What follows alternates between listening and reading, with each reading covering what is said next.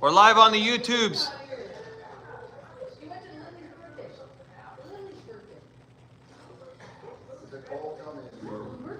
I like it. Okay, everybody, welcome. Good night. I don't think we're going to be too long tonight. We'll probably end a little bit early.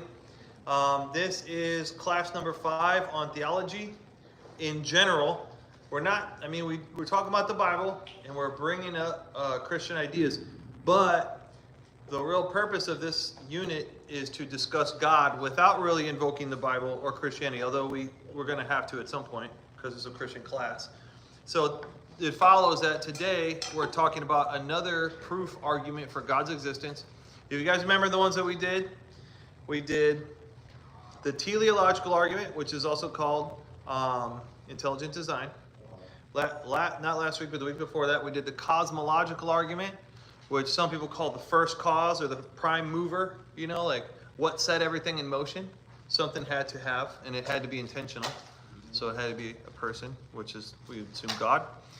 This week we're going to talk about what's called the moral argument, and this is kind of like the third one in the trifecta. There's other arguments, but the other arguments are a little more, I guess they're weaker arguments or more contested. But this is like another really strong one. Although there's some debate on it, which we won't really, there's debate on it among believers, but we won't get into that too much. We'll just kind of present the argument for you guys. Is everybody ready? Okay, let me pray real quick. God, thank you for this time together for our group. I pray, Lord, that you will help us to think well, to honor you in everything that we do, and get to know you and trust you better, Lord, by examining your fingerprint on everything that exists. We pray this in Jesus' name. Amen. I read a quote this week. It said something along the lines of, it was about a guy who said, I draw near to God when I basically, examine his fingerprint. So like when we study nature and things that God created, we're really looking at his design, his fingerprint. I thought that was cool. Cool quote. So today is the moral argument. Now, let's start with this. I'm sure you guys have had a discussion with somebody at some point about things that are moral or immoral. Am I right? Things, and there's sometimes there's debate on it. I notice in our culture, a lot of things are shifting as far as what is considered moral or immoral. In fact, I played a video. I did a teaching at Foothills today. They had me do the topic of abortion. They like having me do that one because if anyone complains, they can always say like, "Oh, he's from another church," But that's my theory. But I'm actually, that is a very tough one. So I'm actually pretty, I'm firm in it, but I'm also, you have to know that's a pretty sensitive topic. So, and can get very murky. But anyways, I did it. And I played a video from the 1982. Now, I don't want to wig anyone out. It was a pretty intense video. I did it intentionally, but basically, abortion was legalized in the United States in 1973. And in 1982 in LA, there was this big debacle where they had to repo one of these train cargo units, like the South 40 right here. Somebody bought it, but they didn't make the last 2 payments on it, so the company that financed it repoed it, but it was so heavy they couldn't lift it. So the contractors had to empty it. When they emptied it, it was full of 17,000 dead babies. And the babies fell out on the workers and stuff, and it freaked them out. And the babies were in formaldehyde, so it was it was very, very interesting. And it happened right here in LA. You can look it up. It's on YouTube. But there's a whole video where, everything about this video from 1982, it would shock you. Number one, the news lady was so modest. She was wearing long sleeves and this super nice, she looked like a teacher, this dress, and she was so kind when she spoke, and she's like, there's a war going on, and she was very moral in her discussion. It was just assumed that this is bad, and all the guys, hi pastor, and all the guys who are these workers were freaked out and appalled, and they're completely disgusted. And I was just thinking man, that's only 82, it was 40, not even 45 years ago. Yeah, they're all aborted.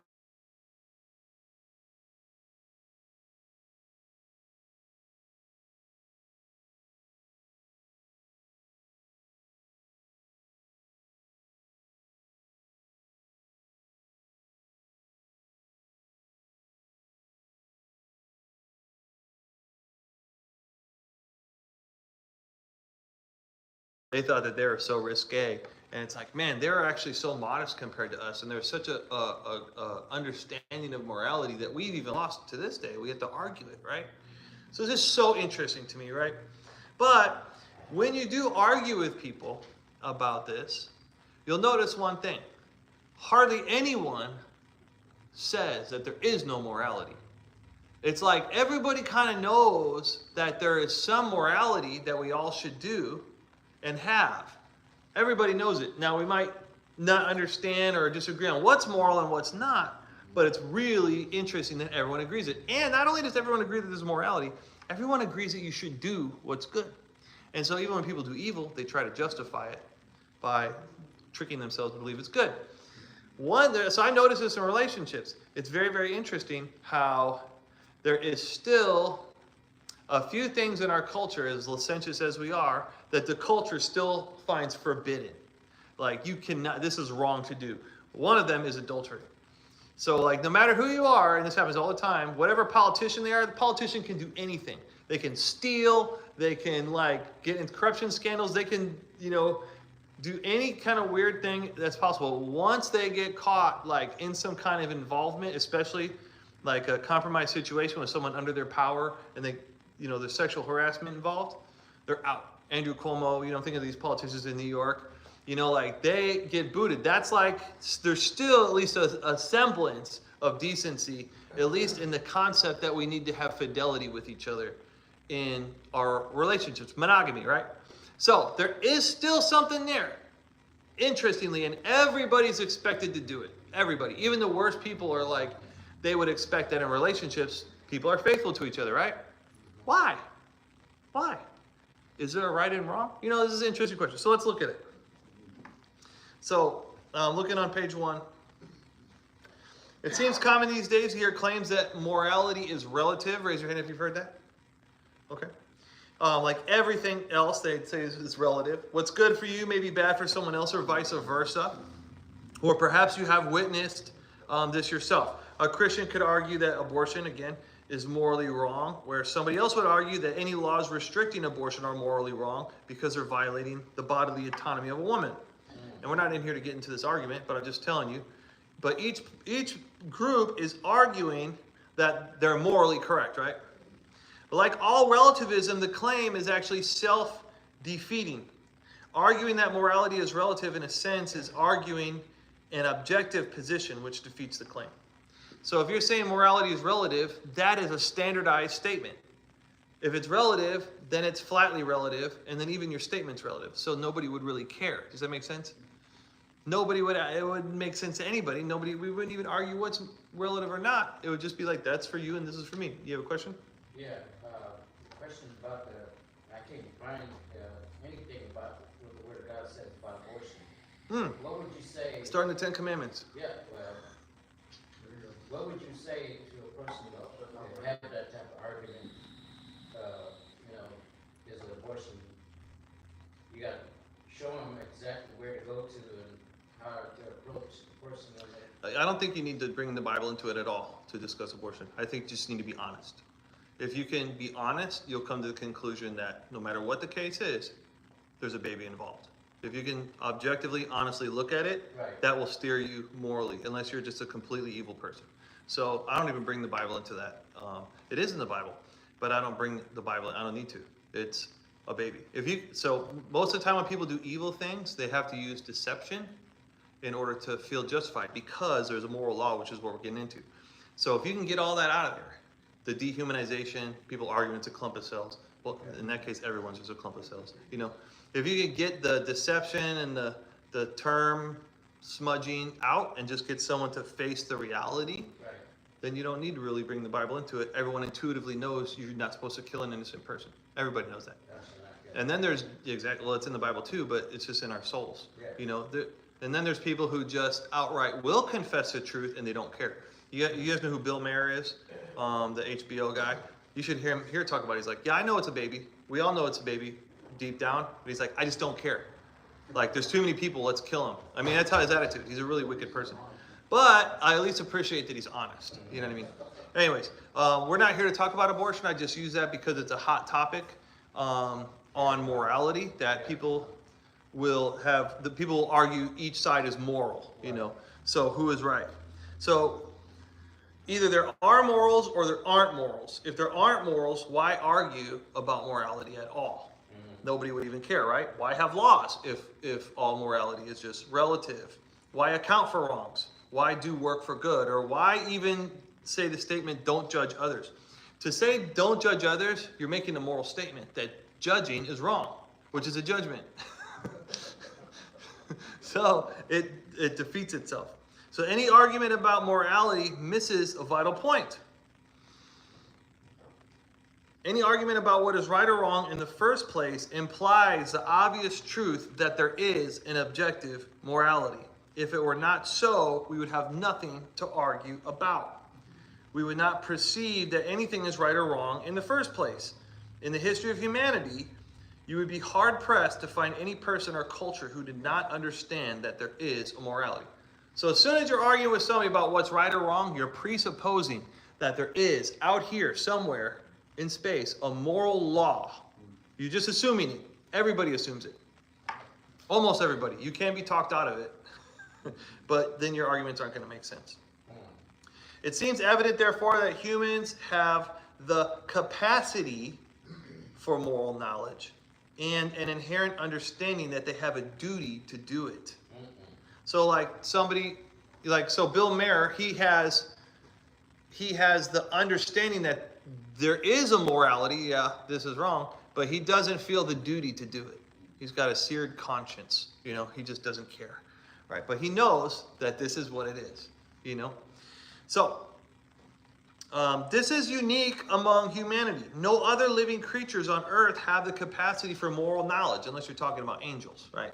So, a snake, you know, I remember Pastor Tim one day, there was a snake in his yard and he was going to kill it and he like let it go because he found out it was relatively benign. It was called a black rat snake where we live. They're pretty cool looking, big giant, you know, snakes. He let it go and it went up his tree and started eating some baby birds. And I remember he got so mad, he went out and got a paintball gun and just started blah, blah, blah, blasting it out of the tree. And I remember he was like really upset, like the snake did something really bad. And I was like, it's just eating a bird sandwich. It's not moral or immoral. That's what animals do when they eat. They're not conceiving of a right or wrong. It's what they got to do to survive. You know, that's why I tell my like animal rights friends, it's like, you know, animals eat each other. You can't stop them from hurting each other because then the earth would stop. So, but my point is that we as humans, hey guys, we as humans have this concept of morality that animals and other things don't have. You're not going to take that snake and be like, how dare you eat, right? You're not going to, you know, take an animal and try to explain to it that it's immoral. Now, you can teach an animal to obey or disobey, and it will know that it is going to get punished or not. Like my dog, when my dog does something I don't like, he knows, and he starts going like this. Like I'm like, what did you do? And he's like, he can't, you know, he knows he's going to get busted. But that's not the same as morality. That's more like he understands that his behavior has crossed a line, right? With me, not like with the outside world.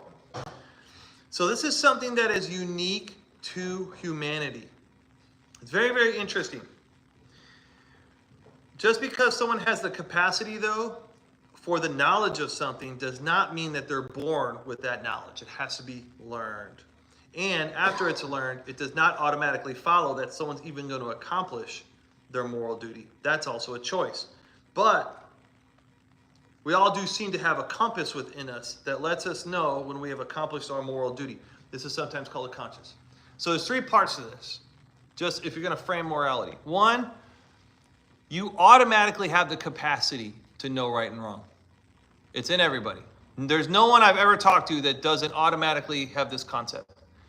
Two, you have to use your logic to learn what is right and wrong. Don't use your heart. Your heart's there for a reason, but that could get recalibrated very, very easily. Use your mind and let your heart attach to your mind. Don't just use your heart. You're going to start feeling sorry for the bad guys, you know, if you start doing that. I watched a video today where someone sent me, and they have this argument about how Hollywood has like ruined our culture. And they're playing like pretty much every movie the comedy, all these movies, the bad guy is always the responsible man. The responsible man is like the boring guy who like can never win the woman over because he's just like cares too much about his job. But in reality, like that's kind of the guy that you want. You know, the dude who's like got a job and is gonna, you know, come home at night. So it's like The Wedding Singer. Have you guys seen The Wedding Singer? You know, although that guy was cheating on the girl, but take that out. And he's like financially wealthy, he's, you know, doing really well. But the girl likes The Wedding Singer, who's kind of like, he's cool, you know, but he doesn't really do anything but sing at weddings. Anyways, Big Daddy, you know, I'm using Adam Sandler movies, but it's like, oh, this guy's got a 5-year plan. And it's like, that's why his girlfriend breaks up with him. But he's like, well, I'm cool, you know. And so he ends up getting a better girl. But it's like, actually, you know, like if you've ever had a serious relationship, you kind of need like a 5-year plan. You know, I don't like it, but you have to do it, right? So you see like all these movies where the responsible person's actually the bad guy. I just thought that was so interesting because it's like the person with the sense of morality and duty is looked down upon in our culture. Like, why is that? Why isn't that like the best thing? And then if you, ladies will tell you, if you get into a relationship with a guy who, you know, is a deadbeat, it's not great, you know, and it will mess up your relationship. So that being said, you have the capacity, which everyone has. You have the moral knowledge, which you have to fill. You have to learn what's moral, but you can have the capacity automatically and learn what's moral, but then you have to do it. Then you have, it doesn't count unless you do it. So you have these 3 factors. You guys understand? We all have number 1. We have to do number 2, and we have to do number 3. We're going to talk about that as we go. So the Bible touches on this when the Apostle Paul sets up his argument explaining why everybody is going to be judged. Everybody is going to be judged. Even those who do not have the special revelation of the Torah.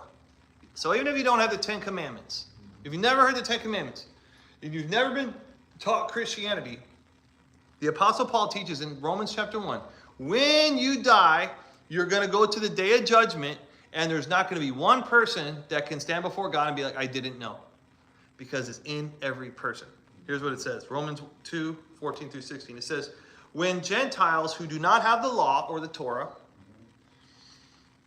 do instinctively the things of the law, these, not having the law, are a law to themselves.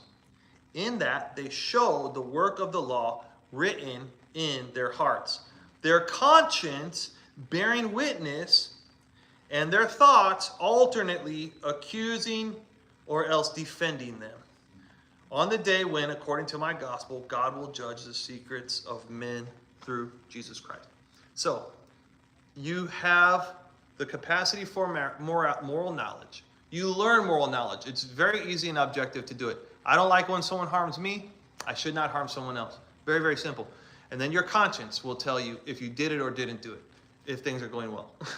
You can mess that up, though. So the questions are, therefore, what is moral and why? Beyond that, where does that morality come from? So classically, the discussions of the origins of morality have led people to an argument for the existence of God. And this is what the argument looks like. You guys ready? In your standard form argument. Premise 1. Only a higher moral power could institute moral values and duties, which is the obligation to do it, over humanity. Premise 2. Objective moral values and duties do exist.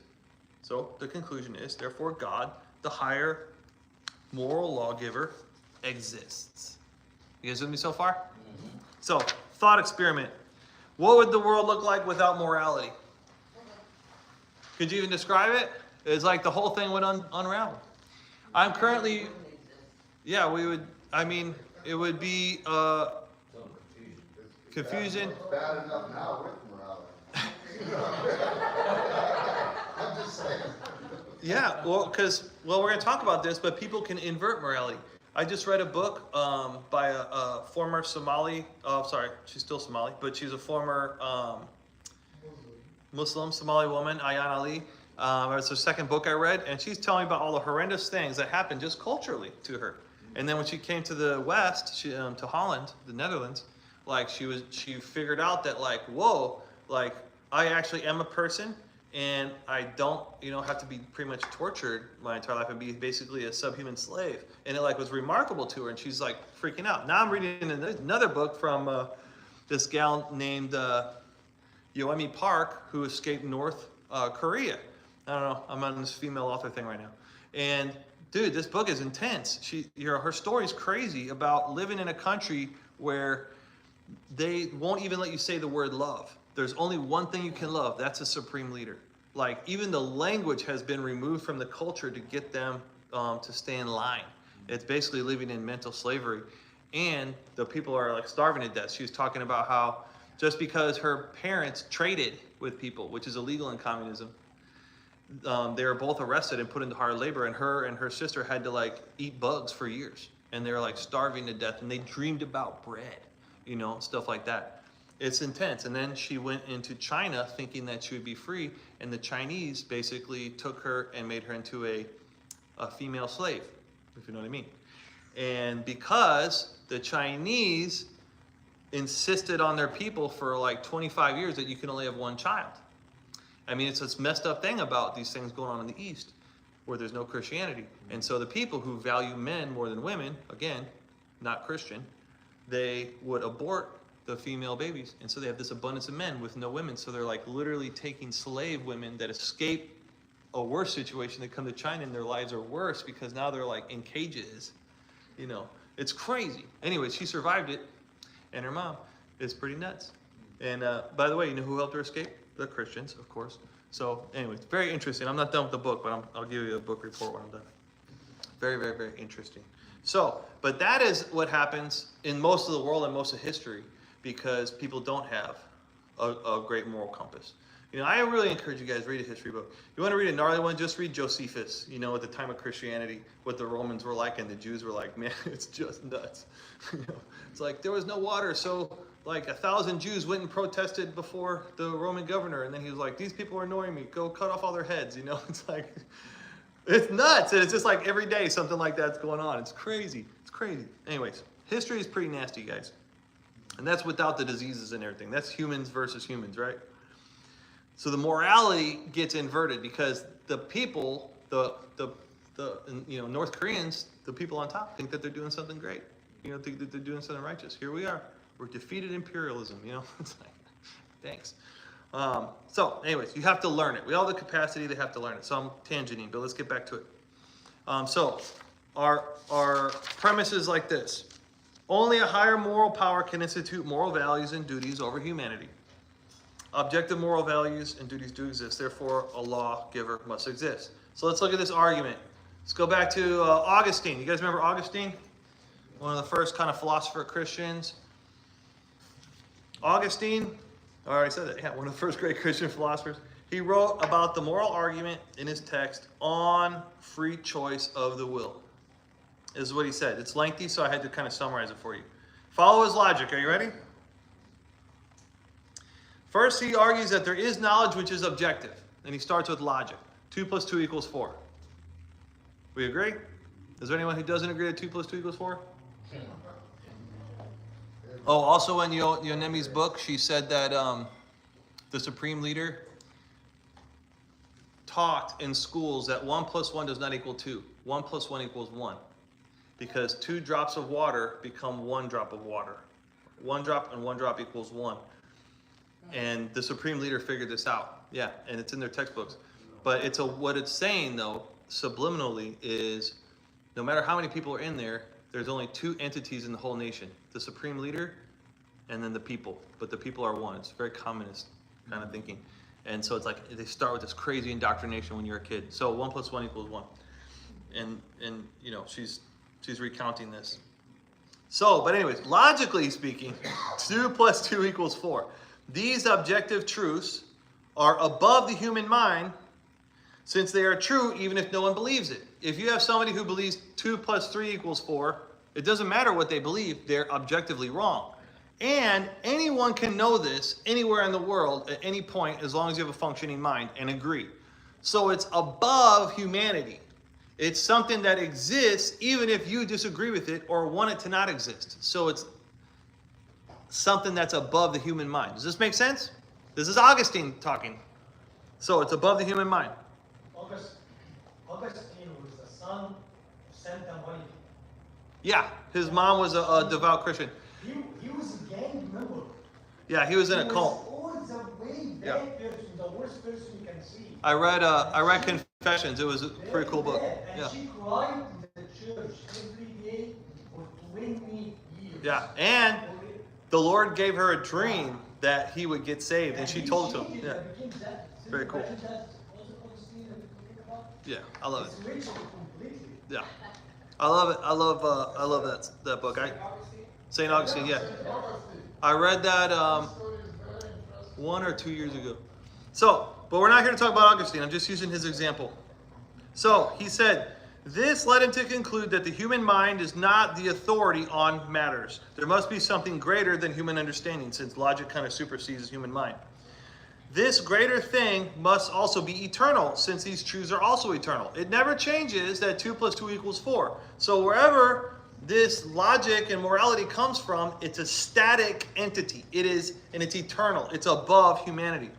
Since the only eternal being that you can conceive of is God, morality must be rooted in God.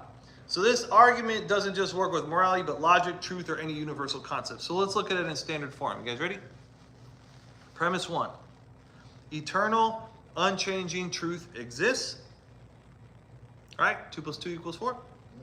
These truths are not dependent on human minds, but transcend them, so they're above them. Therefore, these must reside in an eternal, unchanging mind. Only God has an eternal, unchanging mind. Therefore, God is the origin of moral truth in RGD2. So, you'll have to chew on this a little bit to see if it's sound in your mind. I'm bringing you a couple variations of the argument because they're all compelling in kind of their own way, right? So this has been reiterated throughout the centuries in different ways. The next one is Thomas Aquinas. Just to give you guys a refresher, Thomas Aquinas was like the capstone of knowledge, especially religious and philosophical, before the Enlightenment, the classical knowledge. He wrote a book called Summa Theologica, which is like basically the sum of theology, but it's just riddled with philosophy. It's really cool. But again, before the Enlightenment. So Thomas Aquinas had a different approach. He argued from various texts that the moral law is embedded in a human nature and automatically seeks what's good. This is something that Aristotle taught in his book Ethics.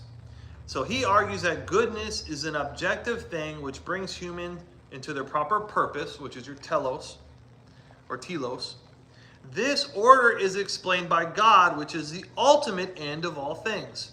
So the moral order in life presupposes the existence of God. So that's what you're aiming for. So he kind of had the opposite, where the standard argument of Augustine is that God's the foundation of morality. Augustine said that God is the aim of morality. So whatever you're aiming at, those good and eternal things is always aiming towards God. So, and I would agree with that. So it's like, what is good? Good is human flourishing, right? Well, God is the capstone of human flourishing. With God, you live forever in paradise, in perfect harmony with Him as you're designed to do. So anything that you do that's good is going to be aiming towards that morally. And anything that goes away from that is going to be immoral. Does this make sense? Mm-hmm. So it's kind of tied in with human flourishing. I know it's a little tricky. The primary sources would be too long to print. So I'm just trying to sum it up for you. Yeah. So if morality is in us, like we have it was a God-given whatever, when does that kind of kick in? Because, let me just back up a minute. Say you have a 2-year-old who really wants that bottle of milk. Mm-hmm. And if that 2-year-old was 250 pounds and really wanted that bottle of milk. That's a big 2-year-old. Right. But the morality's out the window at that point, right? Morality still exists. So so we have to divide it into different aspects. What we're talking about then is the capacity for morality. Okay. Before you have a logical mind, Okay. you have probably an underdeveloped capacity for morality. You may understand primitively that you don't want things taken from you, or that hurting somebody or hitting somebody is not good because you don't like getting hit, but it's very primal. Okay. So when we think about morality, we have to think about... Thinking from the up and down, it's like, well, where does... Yeah, so it's best to think about it as a full-grown adult. So we have the capacity for morality, but it has to be taught to fill the cup. So everyone's an empty cup. You gotta fill it with the right stuff.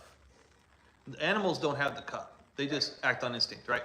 We have the cup, but you have to put the right stuff in it. That's why we have to pass it down and teach it. And then we have to teach it correctly. There's really great barometers for it, including the golden rule. That's huge. It's huge. I mean, you guys, if you think about the golden rule, it's very fascinating. It's like a math equation. Simply do unto others what you would have done to yourself. You don't want people taking your stuff? Don't freaking take their stuff. You know, if you don't want to get punched in the face, don't punch someone else in the face, because they're also humans, right? And they have a will, like you have a will. It's a really great foundation, right? I mean, there's more specifics that go on from there, but start there at least. But you have to kind of have a little bit of an understanding. That's why you teach kids the golden rule. And as they become adults, they actualize it, right? It becomes part of them. You have a question, Michael? I was just gonna say, they found some of these teenagers coming over illegally, they don't know how to read, they don't have the right, don't have a concept of possession. Oh, I can tell you that. So Yeah, they're- like even the people who came from Russia and Ukraine, like, you can't just take somebody. Yeah. Yeah, they just grab a bike and see a lot, and they think it's theirs, and they'll fight. Yeah, I can tell you that. I worked in the Bay Area for 5 years at a very, very, very rough high school. And the kids basically grew up in the hood, and they had an inverted morality on a lot of things. Their belief intrinsically was, if you don't take care of your stuff, they have the right to steal it. Yeah, weird. And they also had well, it wasn't weird to them because it happened to them constantly, so it got, It's weird watching them do this, but, we gotta. yeah, I had to correct them all the time. But their cup was filled in with a poverty mindset and inverted morality, which was taught by basically drug dealers and deadbeat dads. And so it had to be corrected, you know? And I'd have to say, well, let's say that you left your stuff there and someone took it. He's like, well, that's my fault. It's like, you might have been irresponsible, but it doesn't justify someone else from taking your stuff. You just have to rebuild it, right? Or another thing that they would do is they believed that all your circumstances have to do with society. And so even if you stole something, you were forced into that position. Or, you know, so like when people were arrested by the police for doing a crime, to them it was just a happenstance. It's like, oh, I caught a case, you know. It's like, no, you did something wrong, you know, objectively, and that's against the law, and you shouldn't have done that. But they're like, no, this is how it is. I have to join a gang. I'm in this neighborhood. It's like, you actually don't even have to live in this neighborhood.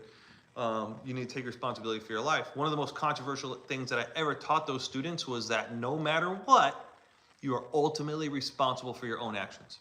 And they just fought me on that constantly, all the time. They're like, how? What about this? I'm like, you still had the choice to do it. You still had the choice to do it. You know, you didn't have to do it. You knew that it would harm someone, and you still did it. Well, they like insulted me. It's like, was it true? Well, no. So? People say untrue stuff all the time. Why do you have to punch them in the face? You know, like, so what? You know, it's like constantly reteaching the golden rule and morality because they never got it. They got hood politics, which is basically very primal. It's the strongest person wins, you know, or whoever has the gun or will do the most dangerous thing. Yes, sir. I didn't plan on talking about this, but sure. Morality. So like, isn't it like, it seems like all of these inverted moralities, there has to be some sort of lie or deception that first, like without some sort of deception or lie, there would be no foundation for a bad morality. Absolutely. Absolutely. 100%. So that's really what it all rests on. Like, That's where it all started in the garden. Did God really say? Yeah, exactly. In fact, you could argue, if you want to interpret Genesis, which we're not doing that, but if you wanted to, you know, what was the knowledge of good and evil? The tree of the knowledge of good and evil. Is that not ethics and morality? And when you eat from it, you are basically applying a new morality that derives from you instead of the objective standard. So you are basically proclaiming yourself as God. You're the moral lawgiver now because you're going to say what's right and wrong. That's where it all started, you know. That's like a whole coffee conversation right there, you know. But what else is the garden? Or what else is the tree of the knowledge of good and evil, right? Did God, and how does the snake, how does he pass it over? Did God really say this? Did God, so that deception, always starts with a deception. But you're absolutely right. So on the abortion issue, there's not a lot of Bill Myers there that are just gonna be like, yeah, it's a baby, we don't care. It is usually not a baby, it's something else. There's this language manipulation, dehumanization, which is the same justification for slavery. It's the same justification for both why the Palestinians will kill the Jews and Jews will kill the Palestinians. They're below us, they're not humans. It's the same thing. It always starts with the deception. But it has to start with the deception because everyone intrinsically knows there is morals. You see what I'm saying? So the only way that you wouldn't have to use a deception is if there was no morality or the person didn't have the capacity because they don't have the propulsion to do good. Does that make sense? Nobody intrinsically does not want to do good. It's in you. It's a compass in you. It's a compulsion. You want to do it, right? So in order to do evil things, you have to invert it with deception. Hitler, go read Hitler. I haven't read Mein Kampf yet. It's not really on my list, but I'm sure one day I'll get to it. So what's his argument? I'm going to help humanity by exterminating the inferior races. He thought he was doing a good thing. Margaret Sanger, same thing. She's founded Planned Parenthood. We're going to exterminate the minorities, and just the good genes, the white genes, are going to, proliferate the earth.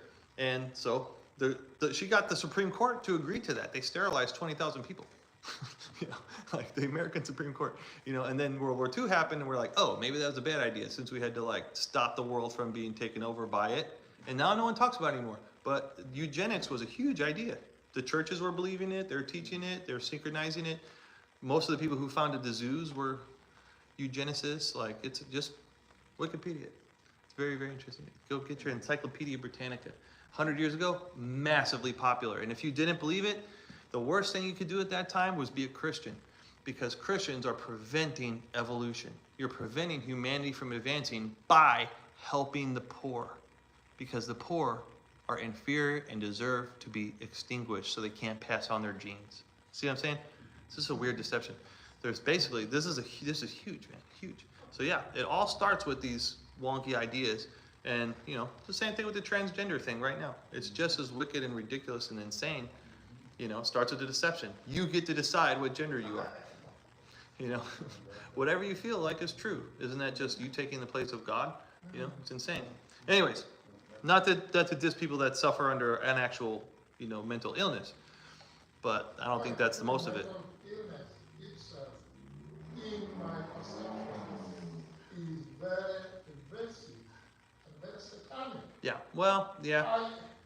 I had a patient who told me, I am superior than, oh, I see here, they're not supposed to be living here. I said, really? The Illuminati tells me that, and I believe the Illuminati. I said, okay. Well, interesting. Okay, that's enough. You believe the Illuminati and you want to kill all this? Everybody. No. Listen. Grace doesn't have. I think I'm going to love you. Yeah. I think not. there's all sorts of wild ideas out there. I've ultimately learned that Jesus is right and God's right. People are individuals. There can only be judged as individuals, not by groups. Ultimately, when God judges us, he's not judging us by our group. He's judging us by what we have done, right? So that gets rid of most of the drama right there. But we could talk about the deceptions all day. I'm not even trying to get into that, although it's a great point. What I'm trying to get at is there is a morality. It proves God's existence. So let me move on. I'm going to talk about C.S. Lewis now. So C.S. Lewis in Mere Christianity had some important points. He says, when you say that someone has behaved badly, you're not merely saying that you don't like them. You're appealing to a standard of behavior which you expect them to know about. So for example, again, there's a couple in a relationship, and the one person invites or goes to another person outside the relationship. It's a breach of fidelity. Everyone knows it's wrong. Why? What are we appealing to? I mean, evolutionarily, why would that be wrong? You're just helping the species, you know? Like, why is that so wrong, right? There's a morality there, and everyone knows it. Even Americans, believe it or not, still know that that's immoral to this day. And it's still, like, I don't care how messed up you are, or what kind of weird ideas you believe, or what color your hair is, or where you're at. If you get cheated on, your friends are counseling you, and that person is a piece of crap. They deserve to get dumped, right? That's how it be. So we still hold on to something, but everyone knows it. And the fact that we talk about it implies that there's a standard. So, he argues that the concept of judgment, even deciding what is wrong and right, automatically implies a common standard that can't be explained outside of the concept of God. Another quote. The moral law gives us grounds for believing that there is something which is directing the universe and which appears in me as a law urging me to do right. That's from Mere Christianity, Book 1, Chapter 4. So that's the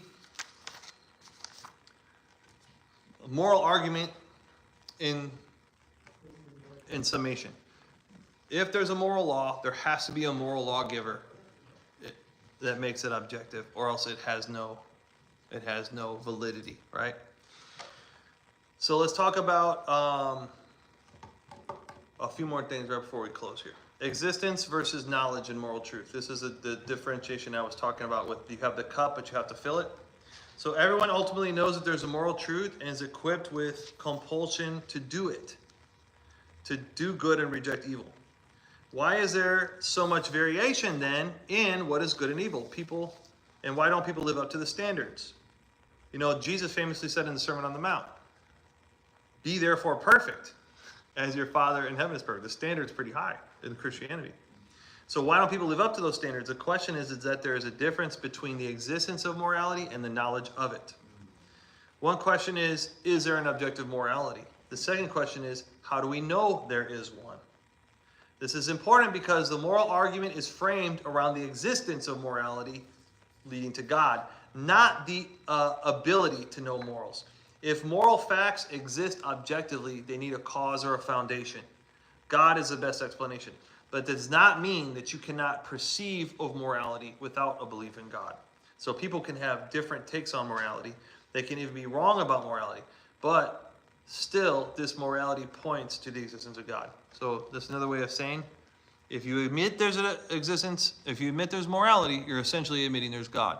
Even though you might be wrong about it or be immoral and try to justify it in some ways. I recently read a book called Anna Karenina by Leo Tolstoy. And one of the characters, he seems like a side character, but he's the main character. I can't remember his name. He's like a farmer. He's an atheist, but he marries a good Christian woman who just assumes that there's a God, and she prays for his salvation. And he's sincere, and he ultimately, at the end of the novel, it always happens when you have a baby. They have a baby, and he's like, this is a freaking miracle. And he starts to believe that there is an objective morality. But it's really interesting when you read it. This was written in like the 1800s. He assumes that by admitting that there is good and evil, that there's a God. To him, it's one and one in the book. And the book doesn't explain it. It just is, you know. And that God is the Christian God. There is no debate about it. So he's like, so there is good and evil. And then he puts on the cross. In other words, they're all in one. It's a full package. You can't really separate the two. At least that's how they thought back then. I thought that was very interesting. This argument was actually super closely tied back in the day. And it's kind of been separated from people arguing about it over time. Okay. Since the existence of morality implies that there is a God, it is also more plausible to think that morality is fixed and objective, since God has set the standards. Kind of like the laws of nature, right? Gravity has a certain pull. The speed of light is a constant, right? It's objective. You can measure it. Same with morality. So it's plausible to think that morality is fixed and objective since God has set the standards. And it should be our duty to learn and know what is moral and good and apply that to our lives. So think of it like the empty cup This cup represents each person's ability to know good from evil. We all have it. It's given to us on account of being a person, but it is our duty to fill that cup with moral knowledge. And not only that, we must drink from the cup. So in other words, you got to not only know it, but you got to do it. If you're doing something you know is wrong, you got to turn away from that. Stop justifying it. You know, Jesus teaches these things. Luckily, we have the power of the Holy Spirit as Christians to help us. Last part. Any questions on that, by the way? Last part. The seared conscience. Are you ready? So it takes knowledge and practical application. Absolutely. You already have the capacity, or we wouldn't be talking about it. You have to have the correct knowledge to put in. There's measures that you can do if anyone's confused on it. You know, like things Jesus taught, the golden rule. That's a really easy standard, you know. There's others that we can think of, you know. Human spiritual principles, but practical even. Empathy, compassion, and kindness. Yeah, absolutely. Because what you're doing by those is you are identifying God and other people besides yourself. You know, like I was telling a friend, when I look at my kids, I see the image of God. Like, God is behind this. So it's wrong for me to harm a child. It's wrong for me to not identify with someone else. Now, sometimes people face harm, and sometimes people face circumstances they don't like as a consequence to their actions. In that case, you might still have empathy for them, but realize that justice is being served and things like that. And you can have both of those. You know, like that sucks, but also, you know, shouldn't have done that. You know, for example, I'm trying to think if anyone knows these people. Let me give a hypothetical. A situation where there is, since we talked about it, an adulterous situation. And then, like, let's say the gal in the relationship is caught in adultery, and so the guy leaves, and she's upset. She might suffer quite a bit because she broke the relationship, but it's also kind of like, that's the consequence. You know what I mean? So you can feel sad for that person and empathize with them, be like, I'm sorry that you're suffering, but also, you know, you caused your own suffering. You know, it's like hit yourself with a stick and it hurts. So, yes, empathy is important. But think about like the objective standards for morality, which we talked about in other lessons, like human flourishing. Like there's a real great measure for if things are good or evil. Does it promote human flourishing? You know, people are like, oh, these corporations are so evil. And it's like, bro, I have a car. I can go really far for relatively cheap. I have a phone. I have all the knowledge of humanity in the palm of my hand, the good and the bad. I just have to have the logic to parse through it. You realize to have this information in my, like 100 years ago, there would be a world war for this, easily. They would nuke each other for an iPhone, you know, to have that much knowledge power. And it's like the corporations, the people working together are kind of what brought me that. So I think it's a net good, you know. And sure, there's things that we have to work out and problems and things like that. But like, I can just eat food whenever I want, you know.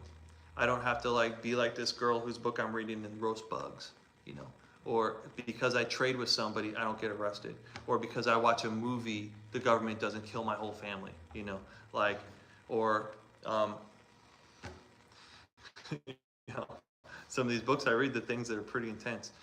So you look at the things that people call evil, and it's kind of inverted. What would happen if all the people who had the corporations just stopped and went somewhere else?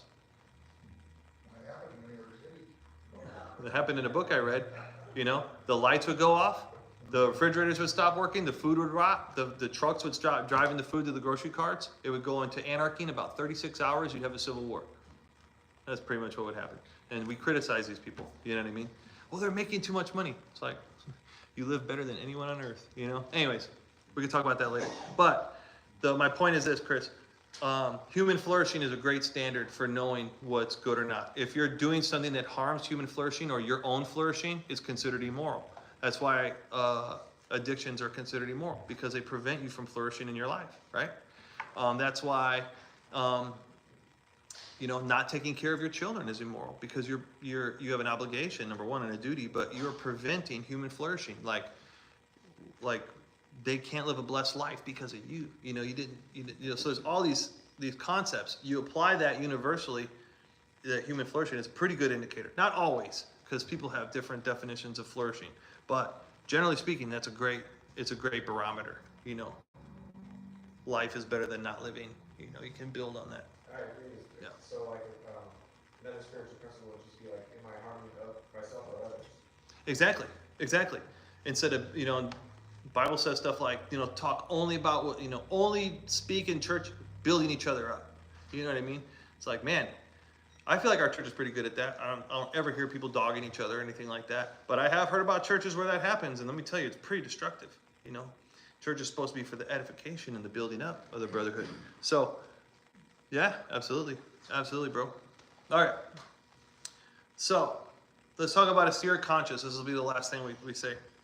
So the Bible actually discusses instances where people who did not accomplish their duty to fill their cup with moral knowledge ended up breaking the cup altogether. Let me read you a few verses or clips.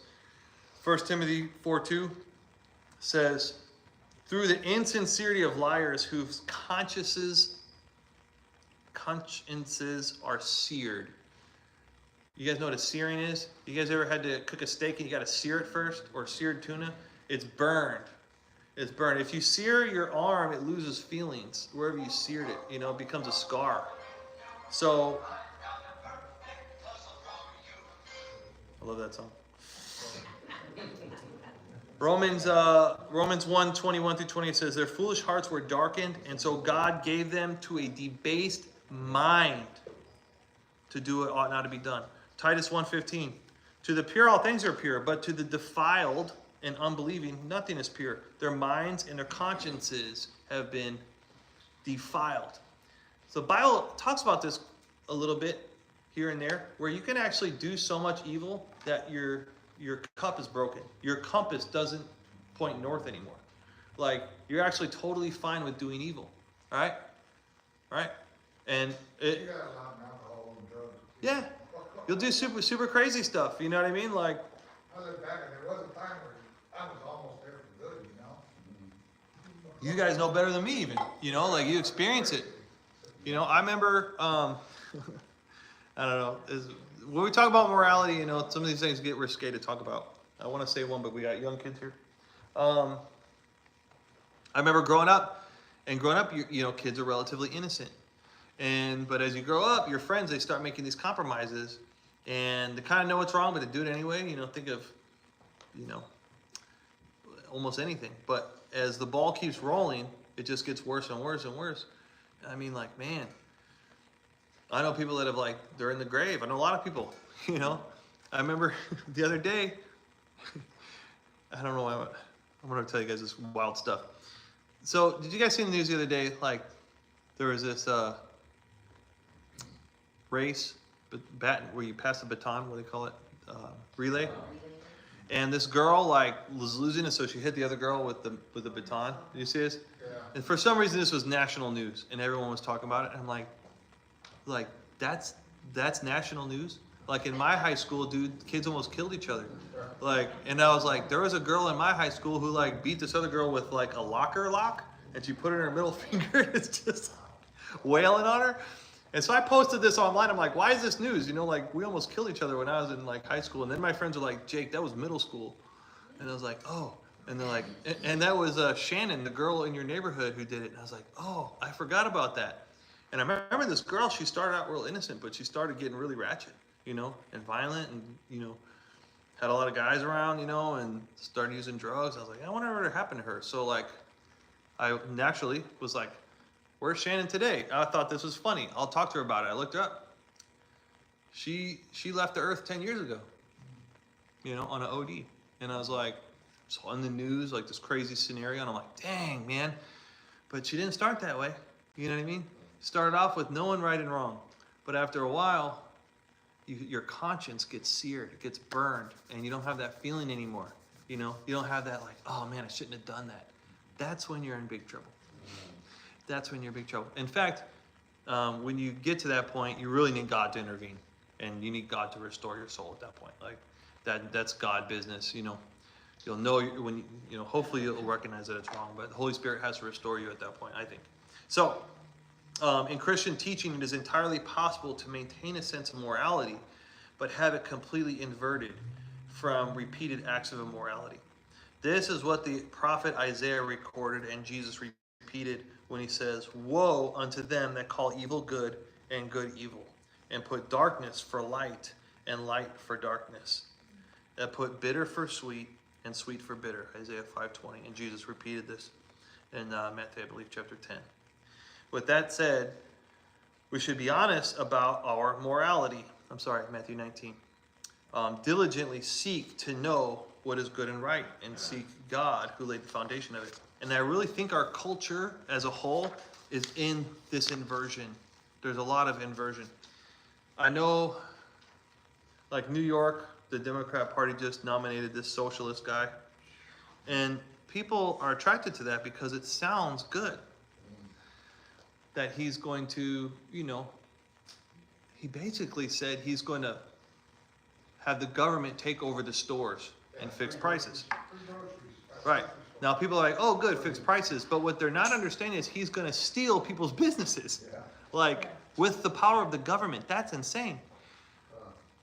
And in a sense, socialism in itself is hiring somebody to steal for you, to help someone else that you were supposed to do, but you don't want to because you're not willing to share. I mean, it's really insane. If you actually look at the mechanics of it, the government can't give you anything it doesn't take from anyone else.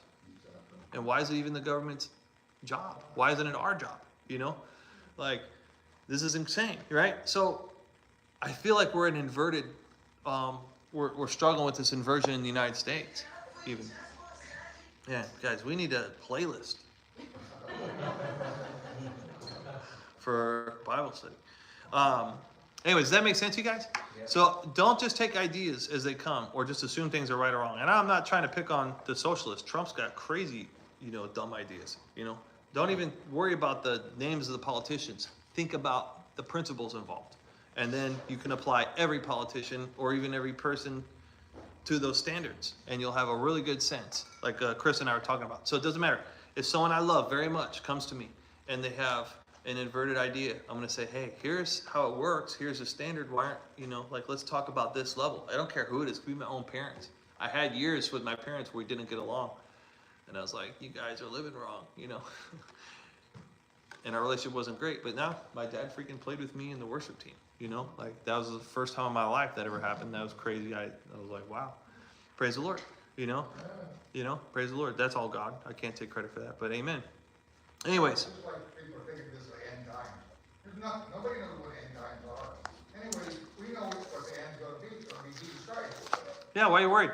And plus, Jesus said, you're going to see these things happen, but do not worry. These are birth pangs. Like, Jesus said, don't worry. So we're actually disobeying him by freaking out. If we worry about the end times, we're sinning. I'm not worried about the end times. I mean, I'll be happy when Jesus shows up. What I'm worried about is people harming each other with just simply bad ideas that no one's thought through. I think that's crazy. And I know, people are like, oh, Jake, you say this crazy stuff. Just read the books, guys. Just read the books. These concepts that people flirt with killed 100 million people in 100 years. That's insane. That's a huge amount of people to die, not natural deaths, because you thought that the government should own all the property and make everyone equal. Sounds like a great idea until you apply it, just think it through. So, yeah, I have to talk about such things. Well, like the guy in Cambodia, he killed all the smart people, all the scientists, all the... Like Pol Pot? Yeah. Is that his name? Because he's going to take care of the poor people. But nobody knew how to do anything. So people get envious, and then politicians capitalize on the envy. Well, they have something you don't because they somehow tricked you or took advantage of you, and then they justify killing them. I mean, that happens. That's just not Pol Pot. You look at Jacob Mugabe did that. I mean, it's very common, super common. So we have to be careful to not do that, and we have to equally apply the rights to everybody. Everybody has rights, and everyone has to be treated the same, whether rich or poor. Is that not in the Bible? Yeah. It's literally in the book of James. A lot of people haven't been taught right and wrong, All you got to do is go by the golden rule, and I don't know, there's a little bit more understanding probably in economics, but People get mad at me for saying this stuff, but it's better than the alternative, which is just allowing it to happen. You know, it's way better. It's way easier to prevent atrocities than it is to fight your way out of them. You know, or clean up the mess after they've happened, and they have happened in countries bigger than this. So no one's immune. So we have to talk about it. Anyways, thanks for hearing me out, guys. Next week, I believe we're going to be talking about the limits to human knowledge and how that works with having to kind of go by faith on some issues, I think. I got to review my notes. But we will be here next week. This is only 5. We're at least going to 9 lessons in this unit. So be here next week. I'll definitely be here. Any other questions before we end? That went longer than I thought. What's that?